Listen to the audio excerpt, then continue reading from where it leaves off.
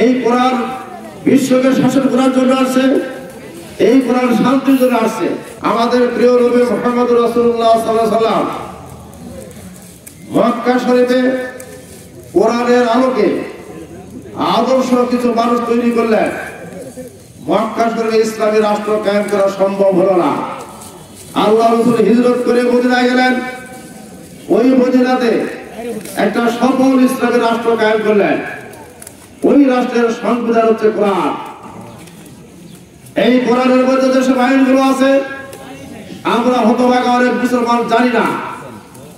এই কোরআন বিশ্বকে শাসন করার জন্য আসছে, এই কোরআন শান্তির জন্য আসছে।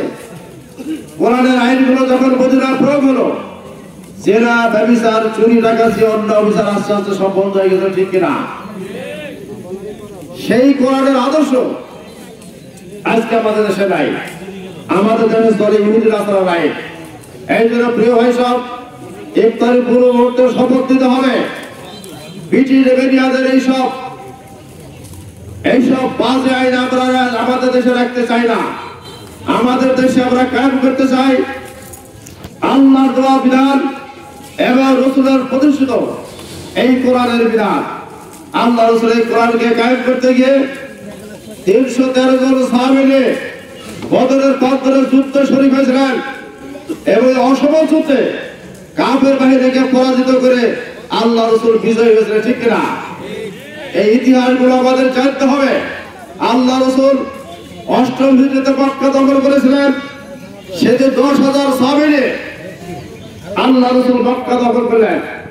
এইভাবে গোটা আরবে ইসলামের পতাকা পথ করে উড়েছিল।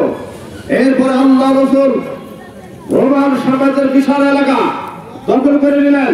সেখানে ইসলামী শাসন চালু হয়ে গেল। এরপরে হলো কবরের পিয়নে পারস্য সাম্রাজ্য দখল হলো, সেখানে ইসলামী শাসন চালু হলো। এইভাবে সুদূর সেই মরক্কো থেকে শুরু করে ইউরোপের স্পেন, এদিকে জাকার্তা থেকে শুরু করে অর্ধেক জাহানে ইসলামের আর হেলার পতাকা পথ করে উড়েছিল। আজকে মুসলমান ইতিহাস ভুলে গেছে। এই জন্য প্রিয় ভাই সব